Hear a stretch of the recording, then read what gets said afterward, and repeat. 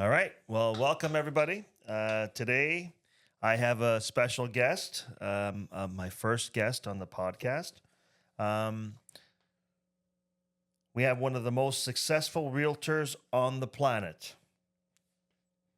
It's not an opinion, it's a fact. Host of the most successful real estate podcast in Canada, the Canadian Real Estate Show. Check it out if you haven't. He's done a lot more podcasts than I have, so maybe I'll learn something while I have him here. He's an amazing father and family man, a competitive jiu-jitsu practitioner and coach. Full disclosure, he's a partner here at Frank Leon Associates, and I'm extremely honored to call him a close friend. And, after that intro, I think it's enough for the podcast, but we might ask him some questions. Welcome, TK Butler.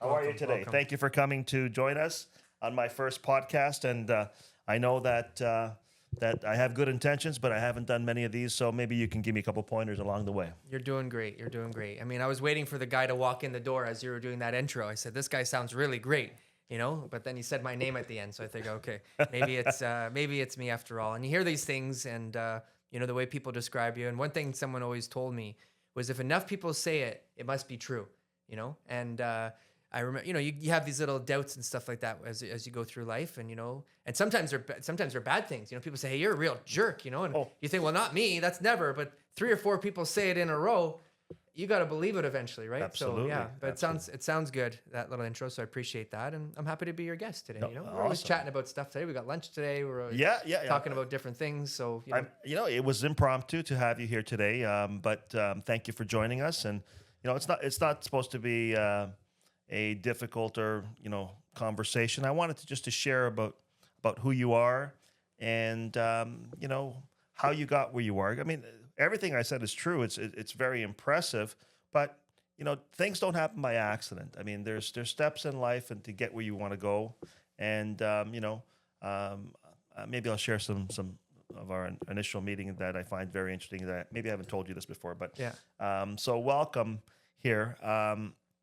So, you have the Canadian Real Estate Show that's doing really, really well. So congratulations on that. But you are a realtor, and when I said you're one of the most successful realtors on the planet, you're doing things that the 0.001% are doing. But not only are you successful, but you've been successful in arguably the most difficult market that we've had since the crash or the recession of 1989. Mm-hmm. So, I guess people want to know is what's your secret? Like what is it that has allowed you to do this? I'm not somebody who is gonna stand here and say that I figured anything out or that I've got some sort of magic pill or anything like that. It's just I don't believe that exists, and I definitely don't think that it's something that I have. I mean, Frank, the truth is, you guys in the organization have been the cornerstone to this. I was in the business 11 years before I met you. So, let's do some math here, like if after 11 years of me trying my darndest, not achieving those results, and then only 6 years with you guys and able to, achieve those type of results, the common denominator here was that, I changed out the organization that I was with and the training and everything else too. But I mean, all that being said, and trying not to be too humble about it all and everything else, I like what I do. What's wrong with that? That is the secret. I like what I do every day when I get up. I'm trying to sell as many houses as I can. Well, success, I said you're successful, but success is not just real estate, and you are very successful in real estate, but you do something, very well, which is you have your family, and I know your kids, you spend a lot of time with the kids, you're competitive at jiu-jitsu, and all those things require time, discipline, so that's the impressive part. That's what success is being able to do all those things and not just be one-dimensional. I think time, you said the word time there. This is like, to me, the most confusing word for people, right? And you said it like in the beginning, you still say it today, but when I first joined, you would talk about how a realtor would plan for his 7 o'clock appointment, and all day long he'd be worried about that appointment, and that 15-minute appointment would be over, and he'd say, wow, what a day. I can't believe it. I was working hard. Right. You had 15 minutes of work because you planned for that appointment. And I have friends outside of the industry, inside the industry, but I have friends, people that I talk to, and they start telling me about the things that they do, right? Or they say to me exactly what you just said. How do you do all this stuff? Where do you find the time? And I say, well, tell me what you did today, you know? And they'll start and they'll say, well, I had some breakfast and then I was able to get to the gym and then I went to work. And when I got home, I had some dinner and then I went to bed. And I said, there's 24 hours in a day. Where'd the rest of the hours go?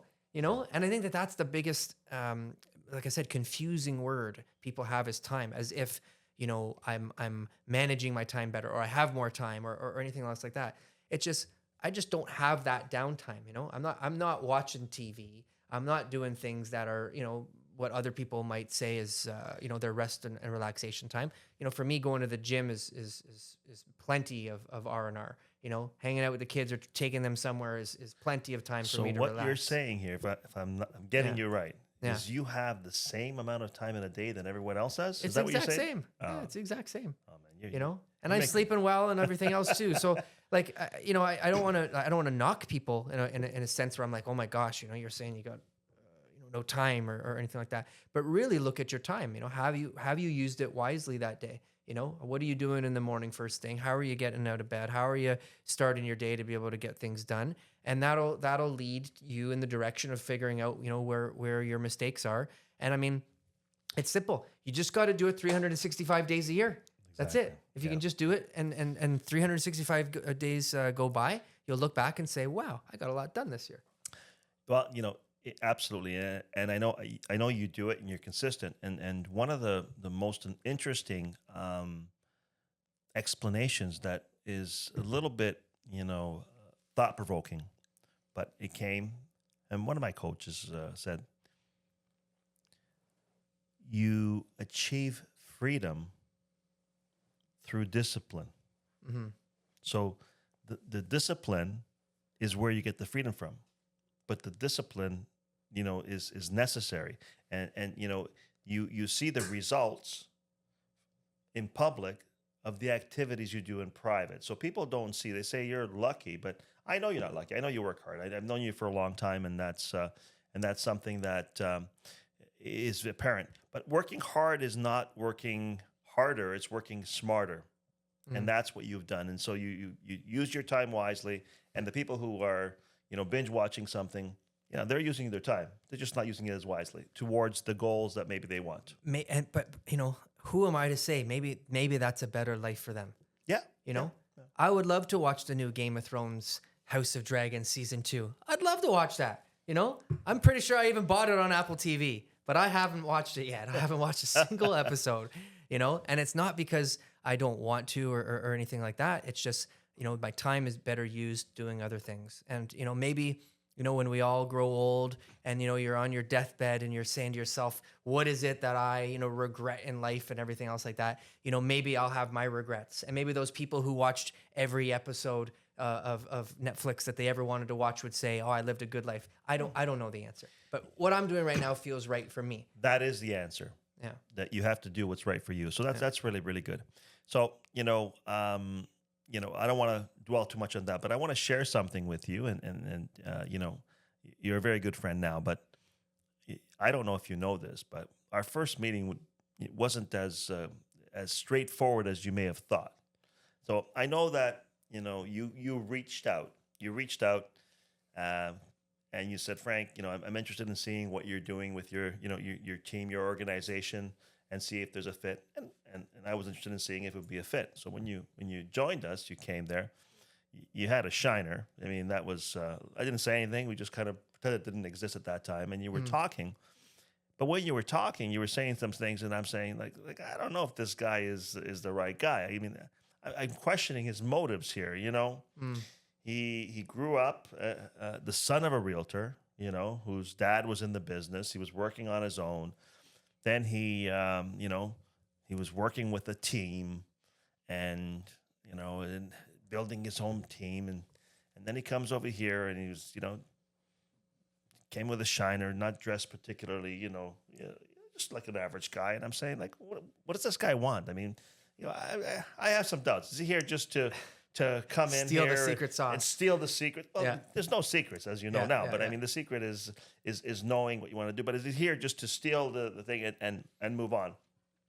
So it was I won't say it was a coin toss, but it was almost a coin toss. Say, I don't know, I don't know if I want to give this guy the time, because we invest so much in our people and our energy and to get them going. I said, if we're going to do that, am I going to be investing time in someone who's not going to be, able to absorb it, or for the wrong reasons here? So I just wanted to let you know I flipped that coin.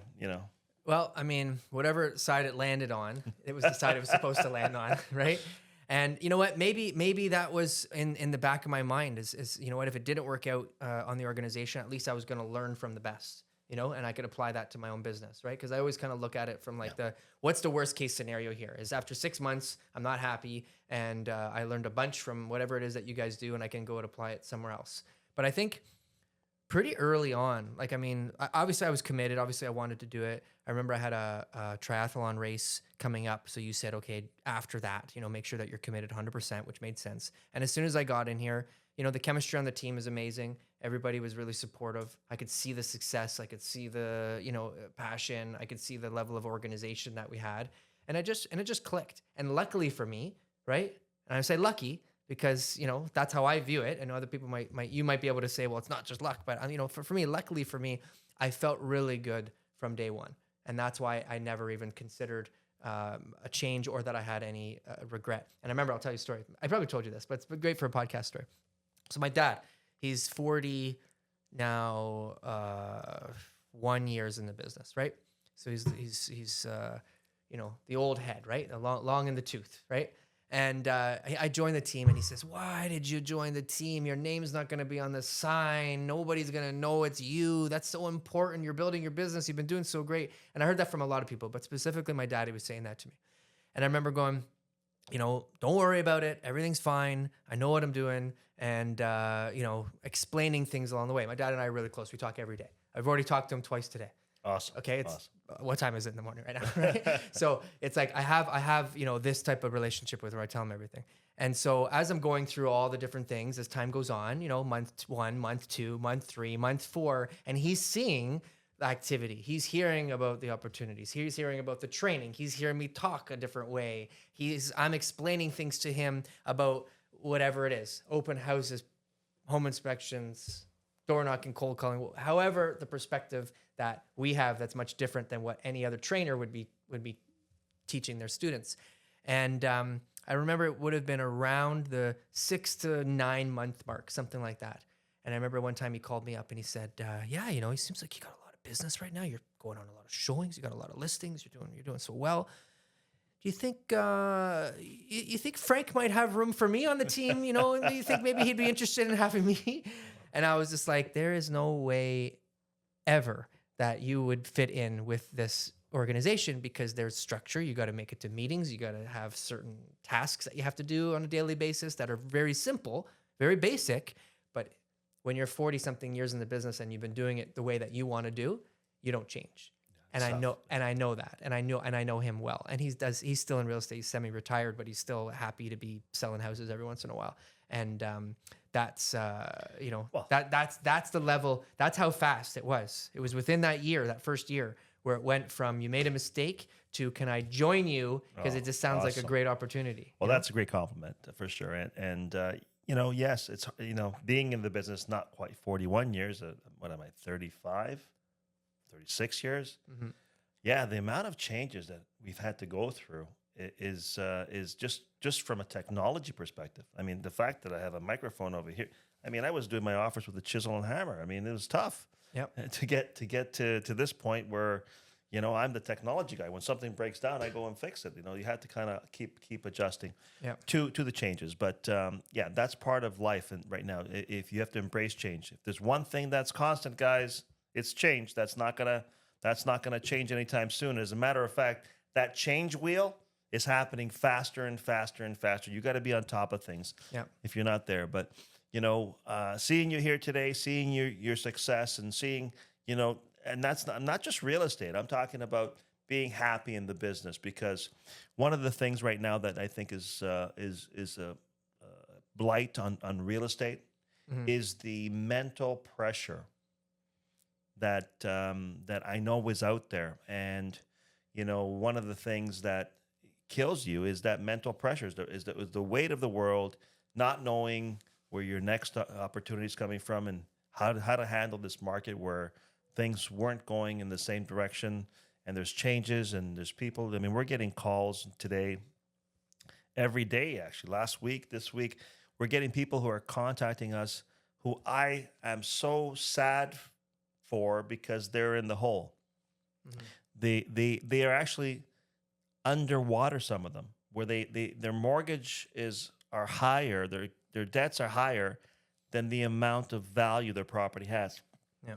And there's no real out. And they put themselves in this position because they weren't guided in the right direction initially, and now it's tough. And so it hurts me to see that.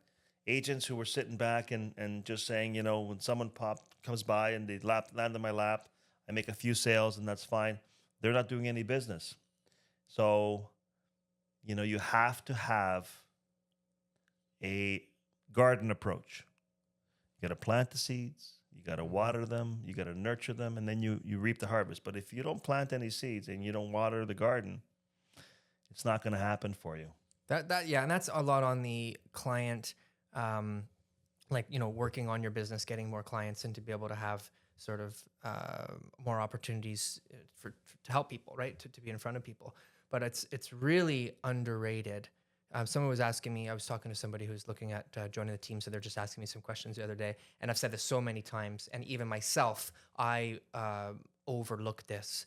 The training is it's so underrated. I can't even explain to somebody what it is that I've learned on how to handle those situations, because those exact scenarios, when somebody is going through that, to be able to still be calm, to be able to have these solutions. I just dealt with this one scenario, so to get off topic here, where it was a close friend of mine's parents. We bought a condo. They couldn't sell first. They had to buy the right place. They bought the condo. We had to sell their property afterwards. The summer market changed a lot in July, so things weren't moving as fast as we had hoped. And there was a lot of stress and a lot of pressure. And in the back of my mind, because we've got so many tools to help people with bridge financing and guaranteed home sales and all that kind of stuff like that, I just kept on reassuring them that everything was going to be okay. And the truth is I had no idea when it was going to sell, right? Because, we were waiting. We were getting showings, but the summer market was changing. And so, from experience and, to have those tools and to say the right things so that, you're keeping the clients on track so that they're making the right decisions. They're not going to do anything that's going to hurt them or put them in a bad position, but that's irrational. And, just to have that level of calm in order to be able to get them there, that's the training is the same way. Maybe you don't need one of those tools, but to be able to guide people and say, hey, you want to do this, and I understand why. I would want to do that too. But here's all the little things that could happen along the way if we go in that direction. Right. So if we go in this direction, I understand. Maybe it's not the destination you were hoping to be, but look at how safe it is. Look at how calm the waters are. Look at how we're going to navigate this and make sure that you get to where you go. Because what are your goals again? Oh, okay. So do you see how this is going to help you reach your goals? And that over here could actually ruin everything. Well, this is undervalued, Frank. We have those you have the safety nets in place, so that's really good. Yeah. I mean, we came across a situation where we were on another side, and I saw what happened to these poor buyers. So we had a property that we sold, and 3 days before closing, for whatever reason, the bank said they needed more information. They couldn't close these people, and they really wanted this house, these buyers. So they're not our buyers. We're on the listing side. So their agent said, listen, if the bank's not going to do it, we'll get you a private lender. So we said, okay. So they negotiated with the lawyers. So it's outside of our hands with the lawyers to put forth a larger deposit on the property and to agree to 1 week extension on the closing. And they will pay all the costs of the interest, et cetera. And so they did that. And come 1 week later, they couldn't close with the private lender that they had lined up. And so now the sellers are saying, what's going on here, whatever. And they could take their deposit. They agreed to release the deposit and the further deposit. So they could be out of a home and lose their deposit and have no repercussions and still potentially get sued. Mm-hmm. And I'm saying to myself, wow. So it went further. It was a long weekend. They didn't get any response. Anyways, another week and a half went by of negotiation while the seller, we were planning to put their home back on the market because they weren't coming up with the monies. And a week and a half beyond that, so it was about 2.5, 3 weeks later, they finally got an approval from the original bank to close. And they closed with the original bank, but there were fees. What they didn't know is they signed a contract with the mortgage broker that was private, and they had to pay like $60-something thousand for that, for $38,000 for one part, and for one for the broker, one for that for the seller or the lender, and then they owed all the money in interest and all the extra costs. It was about $100,000 for 3.5 weeks that they had to end up paying more for this property because of the unexpected surprises on closing. And I was looking at that and saying, boy, if that happened to our clients, we would have the answer and we would have fixed it, and they would never get into that problem, and they wouldn't have to pay more than just a couple of days of interest to arrange for that. Yeah. And that's what allows us to have that confidence because we have the answers. But I felt so bad for those buyers that really wanted the home, and to lose $100,000 for 3 weeks is crazy. I know. And that's, we could go back and forth on these stories like this whole episode, right? There's just so many of those type of situations where the stress of selling the home, it's unbearable for some. It's unbearable, like it really is. I dealt with somebody recently, I won't say too much, but she was unable to handle the stress. It was not one of our clients, but she was unable to handle the stress of selling her own home. And I remember one of my most trivial clients was a relative of mine, right? Back in 2017, who wasn't able to handle the stress of selling their home. And she went from my loving, caring, took care of me since I was a kid, to I'm going to kill you if you can't sell my home tomorrow. And it was overnight. And I was like, what's going on? Who is this person? But that's what the stress of selling real estate does. You got a lot riding on it. Yeah, for sure. And people make bad decisions under stress. That's what it is. It could be the realtor they choose. It could be the path they take. It could be like a private lender. All of a sudden they say, oh my gosh, I need to get this fixed. I can't wait a week for RBC, and I'll sign that paperwork. I don't read it. Or I say, oh, it's only $60,000. So what? It's a lot of money. Well, it's unfortunate. It's called lack of experience. Experience is very valuable, and that's what can get you out of these things, and that's what we try to provide.